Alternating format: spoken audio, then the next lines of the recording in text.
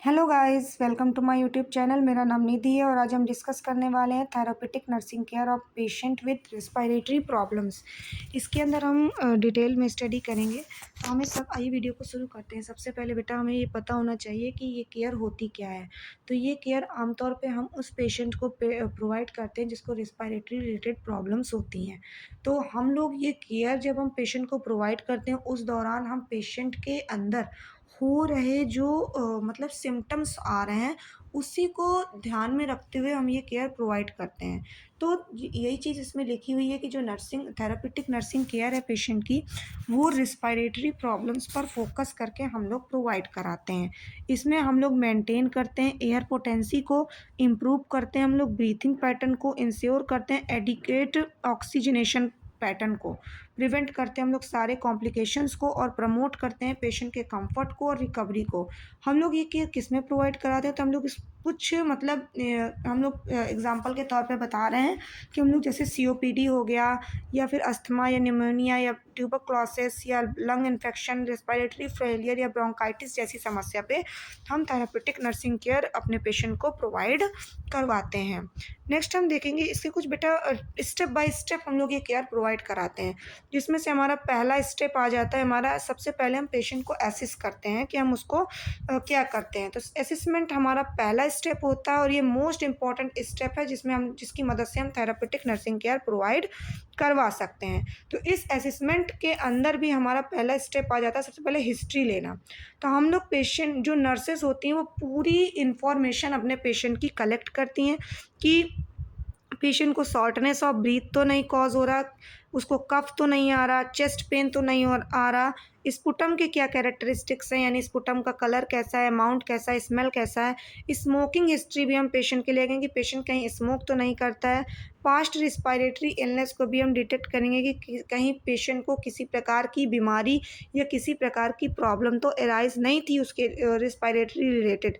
Occupational और environmental exposure को भी हम डिटेक्ट करेंगे, यानी हम पेशेंट किस जगह पे काम करता है और कैसे इन्वायरमेंट में रहता है, उस इन्वायरमेंट में किसी प्रकार का एयरबोर्न डिसीज़ या किसी प्रकार का एयर पोल्यूशन के संपर्क में तो नहीं आ रहा है जिसकी वजह से उसको इन्फेक्शन कॉज हो रहा है, या फिर उसको किसी प्रकार की एलर्जी तो नहीं है, और उसका मेडिकेशन हिस्ट्री भी हम प्रॉपरली डिटेक्ट करेंगे। नेक्स्ट हम पेशेंट को फिजिकल एग्जामिनेशन करेंगे जिसके अंदर हम पेशेंट को ऑब्जर्व करके चेक आउट करेंगे। इंस्पेक्शन तो आप सभी जानते हैं कि हम पेशेंट को प्रॉपर ऑब्जर्व करते हैं और उसकी पूरी बॉडी हिस्ट्री को कंप्लीट करते हैं, जिसमें से हम पेशेंट की रेस्पिरेटरी रेट, रिदम और डेप्थ को चेकआउट करते हैं। हम यूज़ करते हैं एसेसरी मसल्स का यूज़ करते हैं हम लोग ड्यूरिंग ब्रीथिंग, उस चीज़ को हम इंस्पेक्शन मतलब ऑब्जर्व करते हैं। और चेस्ट मूवमेंट की सिमेट्री को भी हम डिटेक्ट करते हैं, इंस्पेक्शन करते हैं। स्किन कलर को भी डिटेक्ट करते हैं कि कहीं येलोविश कलर की है या कहीं ब्लूइश कलर तो नहीं आ रहा। ब्लूइश कलर ऑफ स्किन को हम साइनोसिस बोल देते हैं। बॉडी पॉस्चर को भी हम डिटेक्ट करेंगे कि उसको सांस लेने में किस तरीके के पॉस्चर में उसको डिफ़िकल्टी हो रही। तो ज़्यादातर हम लोग को जब हम ट्राइपॉड पोजीशन लेते हैं तो वो हमें ब्रीथिंग डिफ़िकल्टी कॉज करती है। नेक्स्ट हम लोग पाल्पेशन के हम पेशेंट को पाल्पेट करेंगे, जैसे कि उसके चेस्ट में पाल्पेट करके हम उसके एक्सपेंशंस को डिटेक्ट करेंगे, टेंडरनेस को डिटेक्ट करेंगे पाल्पेट करके, और टेक्सटाइल फ्रीमाइटिस को भी डिटेक्ट करेंगे जिसमें हम लोग वाइब्रेशंस को डिटेक्ट करते हैं बोलते समय पेशेंट की। क्लियर है। नेक्स्ट हम लोग परकशंस करेंगे। परकशंस में हम लोग ये जो परकशन मेथड होता है ये हेल्प करता है डिटेक्ट करने में कि लंग्स में किसी प्रकार की एयर या फ्लूइड तो जमा नहीं हो रहा है। अगर पेशेंट की जो साउंड है वो डल है तो वो इंडिकेट करता है कि पेशेंट को कॉन्सिडिलेशन या फ्लूइड जमा हो रहा है, या फिर हाइपर रिजोलेंट साउंड इंडिकेट करता है कि कहीं पर उसके रिस्पिरेटरी ट्रैक्ट में हवा ट्रैप है, यानी एयर ट्रैपिंग है। क्लियर है। एयर ट्रैपिंग का मतलब होता है कि कहीं पर उसकी हवा फंस रही है। एस्कल्टेशन मेथड्स में हम लोग स्टेथोस्कोप का यूज़ करते हैं और उसके ब्रीथिंग साउंड को लिसन करते हैं, यानी सुनते हैं। नॉर्मल ब्रीथिंग साउंड को डिटेक्ट करते हैं, और हम लोग कुछ ये एबनॉर्मल ब्रीथिंग साउंड्स होते हैं जैसे कि वीजिंग का साउंड आना, क्रैकल्स का साउंड आना, और ये रॉन्ची या फिर स्टीडियोर, ये सारे बेटा एबनॉर्मल साउंड होते हैं। अगर ये साउंड हमें सुनाई देते हैं एस्कल्टेशन मेथड के दौरान तो हमें इस चीज़ को समझ में आ जाना चाहिए कि हमारे पेशेंट को किसी प्रकार की मतलब रिस्पायरेटरी रिलेटेड प्रॉब्लम्स एराइज हो रही हैं। इसी का बेटा सेकंड स्टेप होता है कि हम लोग के पेशेंट को अगर साँस लेने में दिक्कत हो रही है, तो हम उसकी एयरवे पैटर्न को कैसे मेंटेन करें। तो इसके अंदर हम लोग प्रॉपर एयरवे को क्लीन करते हैं और हम लोग इफ़ेक्टिव ब्रीथिंग को मतलब ब्रीथिंग को इफ़ेक्टिव बनाने की कोशिश करते हैं, जिसके लिए नर्सिंग के कुछ इंटरवेंशंस होते हैं, जैसे कि सेमी फ्लावर पोजीशन प्रोवाइड करा देना पेशेंट को। हम फ्लावर पोजीशन और सेमी फ्लावर पोजीशन प्रोवाइड कराते हैं। देखो बेटा, ये होती है हमारी फ्लावर पोजीशन और ये होती है हमारी सेमी फ्लावर पोजीशन और ये होती है हमारी फुल फ्लावर पोजीशन। क्लियर है बेटा?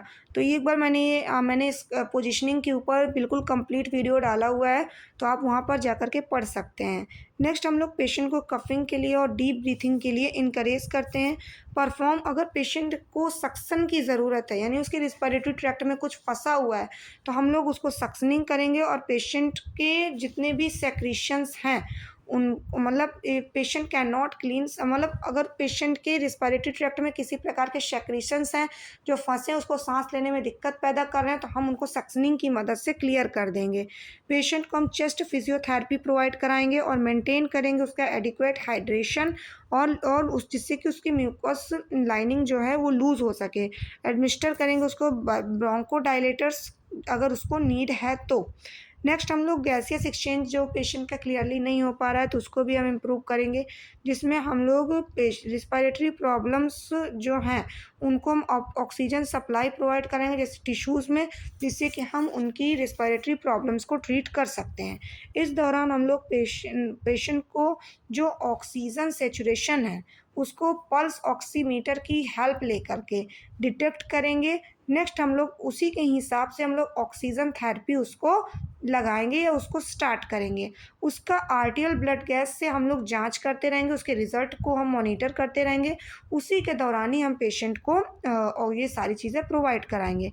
इनकरेज करेंगे हम पेशेंट को कि वो ब्रीथिंग एक्सरसाइज करे, जिससे कि उसके सांस लेने की कैपेसिटी बढ़ सके। एक बेटा वो आता है ऑब्जेक्ट आता है जिसमें कुछ इस तरीके के वो होते हैं, मतलब ट्यूब जैसा स्ट्रक्चर होता है, उसके अंदर एक इस तरीके की बॉल पड़ी हुई होती हैं और सामने से पेशेंट एयर भरता है तो ये बॉल ऊपर नीचे होती हैं। इस इक्विपमेंट को हम लोग स्पायरोमीटर बोलते हैं, या इसकी मदद से हम पेशेंट की ब्रीथिंग एक्सरसाइज करवा सकते हैं यूजिंग इंसेंटिव स्पायरोमीटर। ये सेम ऐसे ही होता है, उसमें रंग बिरंगी बॉल्स पड़ी हुई होती हैं। जब पेशेंट्स उसमें सांस लेकर के छोड़ता है तो ये सारी बॉल्स ऊपर नीचे होती हैं, जिसकी मदद से हम ये पता कर लेते हैं कि उसको सांस लेने की कैपेसिटी उस पेशेंट के अंदर है भी या नहीं है। ऑक्सीजन थेरेपी हम लोग प्रोवाइड करेंगे। अगर पेशेंट का ऑक्सीजन लेवल ब्लड में कम है तो हम लोग उसको ऑक्सीजन थेरेपी प्रोवाइड कराएंगे उसकी बॉडी पे ऑक्सीजन लेवल इम्प्रूव करने के लिए। इसके लिए कुछ मेथड्स होते हैं, डिलीवरी मेथड्स होते हैं ऑक्सीजन के, जो हम किस मेथड से हम प्रोवाइड करा सकते हैं। कुछ होते हैं नेज़ल कैनुला, जो डायरेक्ट नोज़ में जाकर के इस तरीके का होता है, जो नोज़ में जाकर के डायरेक्ट एयर पुश करता है। कुछ होते हैं फेस मास्क की मदद से, या कुछ वेंचुरी मास्क। अगर हमें मेजर के हिसाब से मतलब मेज़रमेंट के हिसाब से हमें अगर ऑक्सीजन प्रोवाइड करनी है तो हम लोग वेंचुरी मास्क का यूज़ करते हैं। क्लियर बेटा? और कुछ होते हैं नॉन ब्रीदर मास्क। ठीक है, ये कुछ मास्क होते हैं जिसकी मदद से हम लोग पेशेंट को ऑक्सीजन डिलीवर करते हैं। तो याद रखिएगा, पहला है हमारा नेज़ल कैनुला, दूसरा फेस मास्क, तीसरा वेंचुरी मास्क और चौथा नॉन ब्रीदर मास्क। इसको यूज़ करते समय पेशेंट्स कुछ नर्सिंग रिस्पॉन्सिबिलिटीज़ भी होती हैं, जिसमें हमें ऑक्सीजन फ्लो रेट भी चेक आउट करना होता है, मॉनिटर करना होता है पेशेंट के रिस्पॉन्स को, प्रिवेंट करना होता है हमें ऑक्सीजन टॉक्सिसिटी को, और मेंटेन करना होता है हमें कि हमारे जितने भी इक्विपमेंट हैं वो क्लीन हो जाएं। हमें प्रॉपर सेफ्टी को भी इंश्योर करना होता है। नेक्स्ट हम देखेंगे मेडिकेशन एडमिनिस्ट्रेशन। इस दौरान जो नर्सेज होती हैं वो एडमिनिस्टर करती हैं medication preferred by respiratory disorder. Clear है? कौन कौन सी मेडिकेशंस हम लोग प्रोवाइड करते हैं? तो सबसे पहले कुछ हम लोग ब्रोंकोडायलेटर्स प्रोवाइड करते हैं जो हमारी एयरवे मसल्स को रिलैक्स कर देती हैं। और कुछ हम लोग कॉर्टिकोस्टेरॉइड्स प्रोवाइड करते हैं जो इन्फ्लेमेशन, अगर उसके म्यूकस मेम्ब्रेन में किसी प्रकार का इन्फ्लेमेशन हुआ है तो हम लोग पेशेंट्स को कॉर्टिकोस्टेरॉइड्स प्रोवाइड कराएंगे जिससे कि उनका इन्फ्लेमेशन कम हो जाएगा। एंटीबायोटिक्स प्रोवाइड कराएंगे जो उनके इन्फेक्शंस को ट्रीट करेगा। म्यूकोलाइटिक ड्रग प्रोवाइड कराएंगे जो म्यूकस को लूज करके उसको मतलब उसके अंदर जो फंसा हुआ है रिस्पिरेटरी ट्रैक्ट को क्लीन कर देगा। और एंटीट्यूवेसिव ड्रग्स प्रोवाइड कराएंगे जो कफ को रिड्यूस करेगा।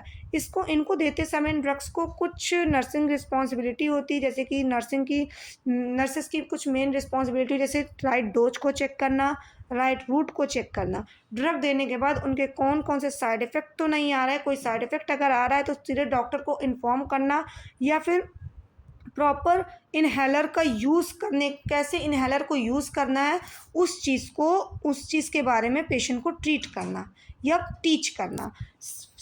चेस्ट फिजियोथेरेपी प्रोवाइड कराएंगे। ये जितने भी